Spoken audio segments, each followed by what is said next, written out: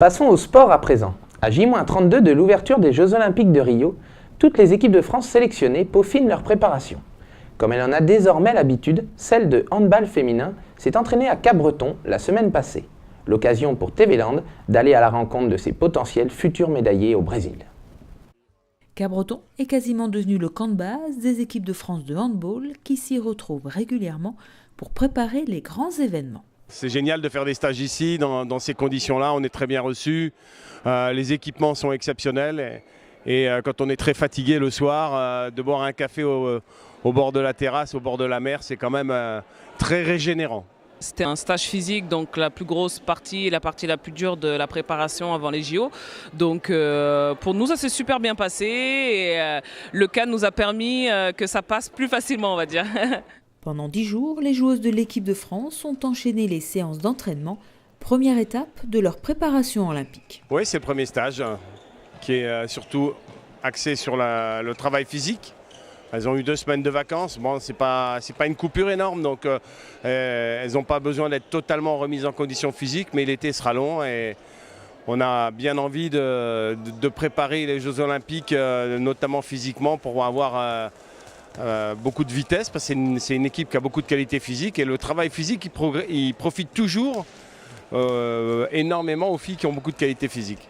Le groupe compte pour l'heure 19 joueuses, 15 seront sélectionnées pour partir au Brésil avec pour objectif de décrocher enfin une médaille olympique.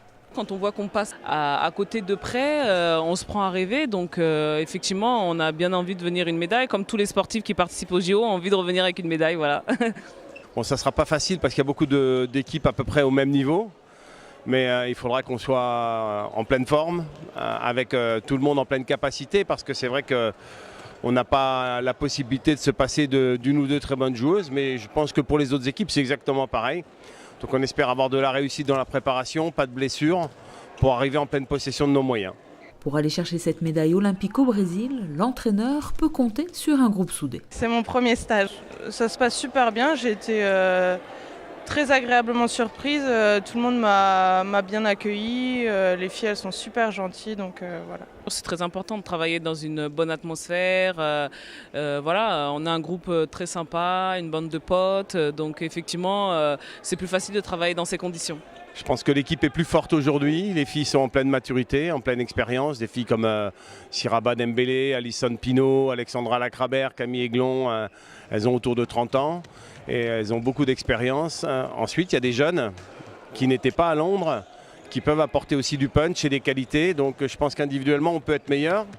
Et collectivement, c'est notre travail de préparer tout ça avec beaucoup de minutie, pas tout changer parce qu'on a eu très peu de temps depuis le mois de mars, mais changer ce qu'il faut pour être un tout petit peu plus opérationnel, parce que c'est vrai que cette équipe depuis des années, quand elle perd en rien.